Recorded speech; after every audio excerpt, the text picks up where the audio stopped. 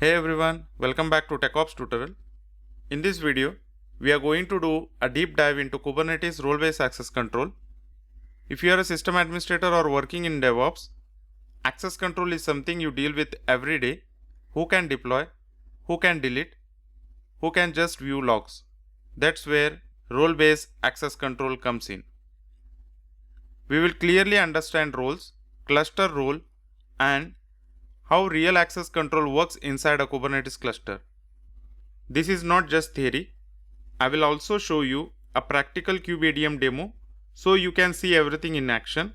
By the end of this session, you will know exactly how to control access in production environments, and if you are preparing for CKA or CKS, this will help you a lot. So let's get started. Now let's understand why role-based access control really matters in a production. First, shared cluster. In most companies, one Kubernetes cluster is used by multiple teams: developer, QA, ops. Everyone works on the same cluster. Without a proper access control, things can go wrong very quickly. Second, limiting full access. Not everyone should have a cluster admin access. If everyone can delete or modify everything, one small mistake can impact the entire environment. Next, principle of least privilege. This simply means give user only the permission they need to do their job, not extra. If someone only need to view pod, don't give them permission to delete deployments. And finally, this is critical requirement. For production environment, strong access control is must. It's also very important for certifications like CKA and CKS. So role-based access control is not optional. It's a core part of running Kubernetes safely. Before we go deeper into role-based access control, we need to understand one important thing. Authentication and authorizations are not the same. Authentication answers one question: who are you? When you run kubectl command or when an application talks to a cluster, Kubernetes first checks your identity. It's verified using a certificates or tokens. Once your identity is confirmed, the next step starts. Authorizations a different question. What are you allowed to do? This is where role-based access control comes in. After you are identified, Kubernetes checks your permission. Can you create a pod? Can you delete the deployment? Or can you only view the resource? If your permissions allow it, the request goes to API server and then to a resource. If not, the request is denied. So remember this clearly. First, authentication, who are you? Second, authorization, what can you do? And role-based access control works in authorization step. Now let's understand the core role-based access control components. These are the main building blocks of access control in Kubernetes. We have two scopes here, namespace scope and cluster scope. Let's start with namespace scope. First, service account. A service account is used by application running inside the cluster. If a pod needs to talk to the API server, it uses a service account identity. Then we have role binding. Role binding connects a role to a user, group, or a service account. So role defines the permission. Role binding assigns those permission to someone, but only inside the namespace. Next is role. A role contains permission. It defines what actions are allowed, like get, list, create, or delete on a specific resource inside one namespace. Now let's move to the cluster scope. Cluster role is similar to a role, but it works at the cluster level. It can give access to cluster-wide resources like nodes, or it can even apply across all namespace. And finally, cluster role binding. This connects a cluster role to a user, group, or a service account across the entire cluster. So to keep it simple, role, permission inside one namespace, cluster role, permission across cluster, role binding, connects role to a subject. Cluster role binding connects cluster role to a subject. Once you understand this structure, role-based access control becomes very easy to manage. Now let's compare role and cluster role. This is one of the most important concepts in role-based access control.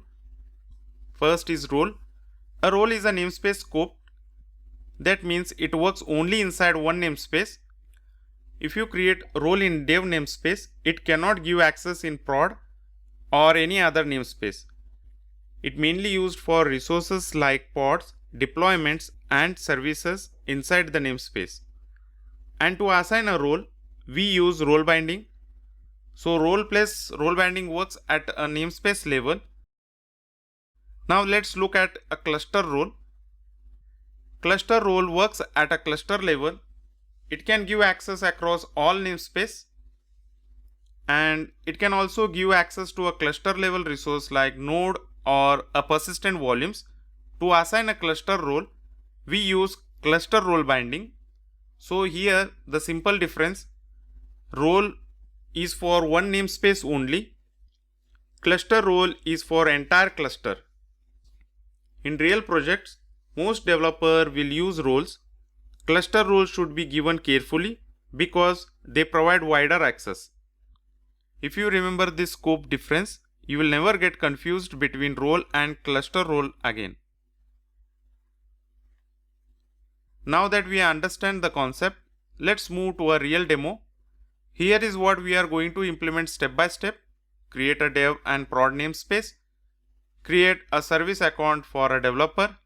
Create a role in dev namespace. Bind it using role binding. Test access using kubectl auth. Verify restriction in prod namespace. Create a cluster role. Bind using cluster role binding. And observe how permission change. This will give you a complete real world understanding of role-based access control. Now let's move to our Kubeadm cluster and implement this step by step. I will switch to the terminal and we will start with creating our namespace. kubectl get nodes, kubectl create namespace dev prod, kubectl get namespace. You can see both namespaces are created. We will give access only to dev and keep prod restricted. Now let's create a service account for our developer inside the dev namespace. kubectl create service account dev-sa. Namespace will give dev. kubectl get sa-n dev. This service account will act as the identity for our developer. Next, we will create a role that allow only limited access inside the dev namespace. I have already created a YAML file.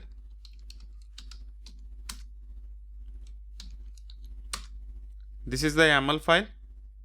This role allow only get and list access on pods inside the dev namespace. kubectl apply -f role.yaml, kubectl get role. You can see role is created successfully. Now we need to assign this role to our service account using role binding. For that I have created a YAML file.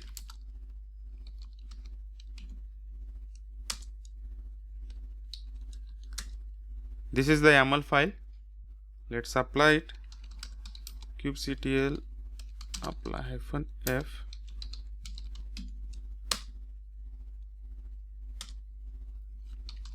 kubectl get role binding.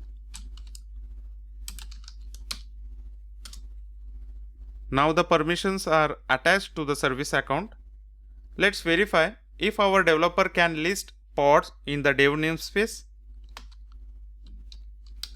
kubectl auth can I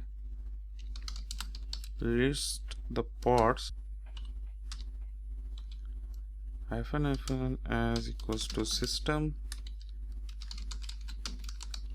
service account dev sa.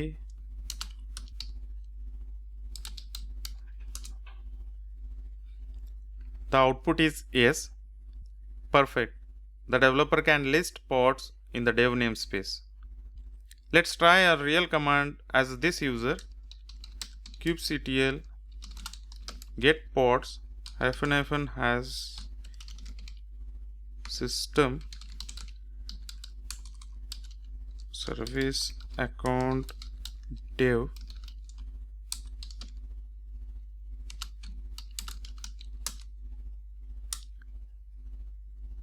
This command works successfully. As we don't have any pods, that's why it is showing no resource found in dev namespace. But this command works successfully. Now let's check an operation that should not be allowed. kubectl auth can I delete the pods as system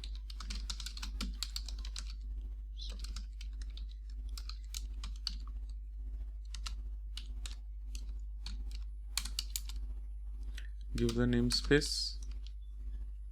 The answer is no. Delete is not allowed because we only gave get and list permission. Now let's test access in a prod namespace. kubectl auth can I list the pods as equals to system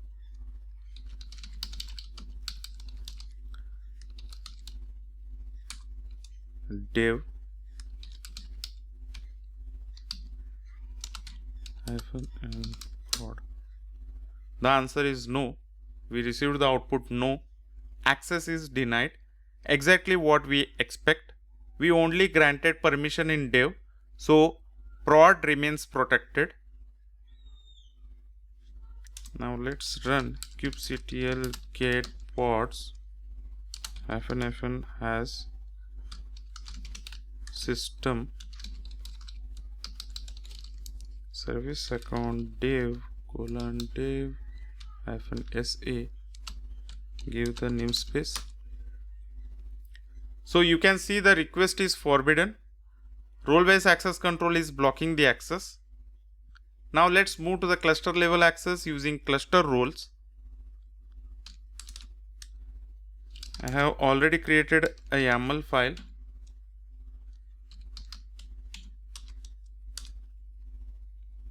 This allows access to a cluster level resource like nodes. Let's apply it.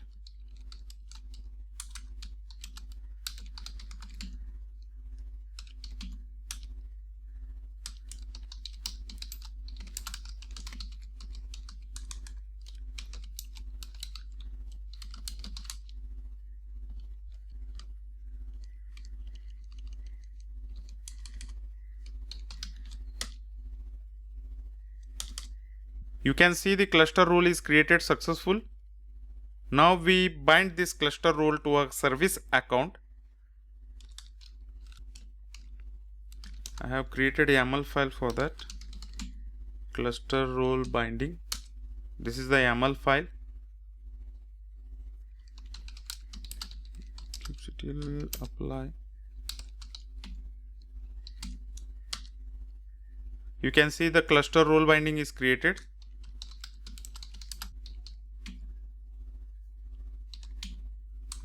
Cluster role binding node reader -binding.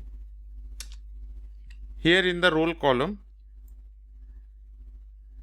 you can see cluster role /node -reader. This means our binding is linked to the node reader cluster role. Let's verify if cluster level access is working. Auth Delete the nodes.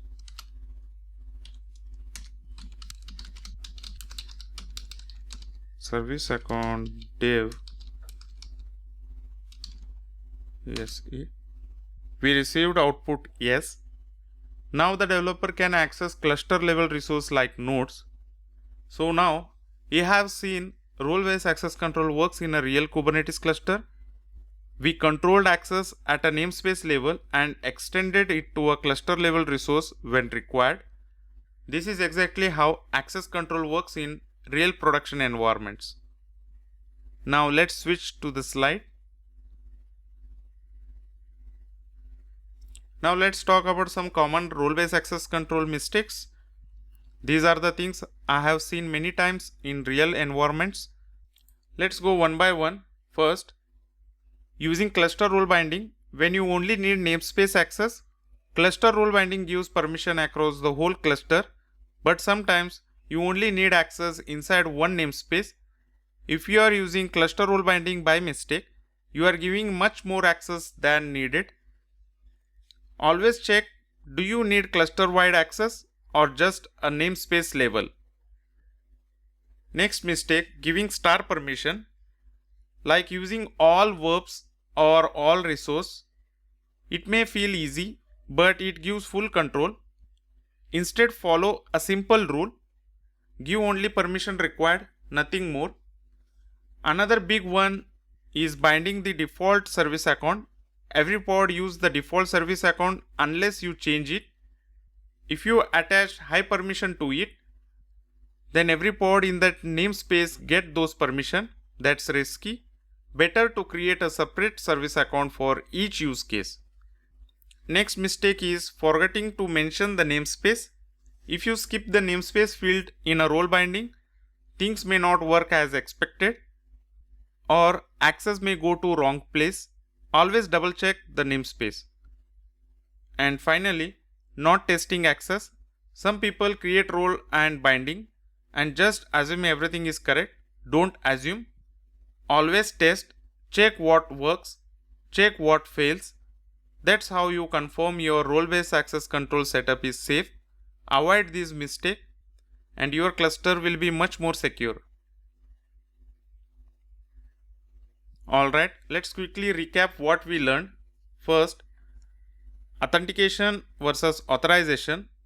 Authentication answers the question, who are you? Authorization answers, what are you allowed to do? Both are important. Next, role versus cluster role. Role works inside a namespace. Cluster role works across the whole cluster. So always choose carefully. If namespace access is enough, don't use cluster-wide permission. Now the power of bindings. Roles by themselves don't do anything. They only define permissions. Permission become active when you connect them to a user or a service account using a binding. No binding, no access. Next, always verify before you trust. Don't just create roles and move on. Use command like kubectl auth can-i. Test what works, test what should fail. And finally, production security. Follow least privilege. Give only the permission required. Avoid using cluster admin unless it's truly needed. That's it. If you understand this point, you understand role-based access control. Thanks for watching and I will see you in the next one.